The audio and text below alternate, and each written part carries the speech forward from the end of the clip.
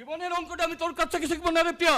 এই জীবনপুর গায়ে ভাগের লালসাকে সবার মনে ছড়িয়ে দিয়েছে ওই তুফান। কি বললি বলে? আমি নই দিদি, একদিন সবাই বলবে বিবেক বুদ্ধি তুফানের হট্টগোলটার জন্য ওই মিলন মেলার মাঠে আমাদের প্রস্তাবিত কারখানা আজও গড়ে উঠলো না। ভুল তথ্য দিও না বাবা। আমাদের ওই তুফানটা মিলন মেলা মাঠে একটা হাসপাতাল গড়ে তোলার পরিকল্পনা নিয়েছে, যাতে গায়ের গরিব মানুষজন বিনা চিকিৎসায় মারা না যায়।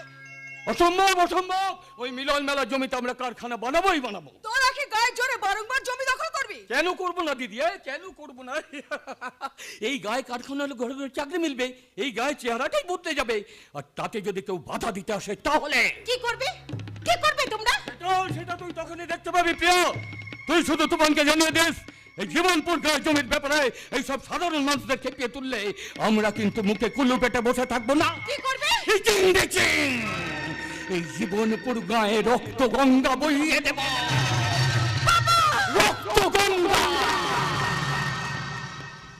রক্ত গঙ্গা? প্রিয়া, এইসব জমির বিবাদে যদি আমার তুফানের কোনো ক্ষতি হয়ে যায়। বাবার কথা ধরো না তো পিসি, শুধু এইটুকু মনে রেখে দিও, এই জীবনপুর গাঁয়ের যে গরিবের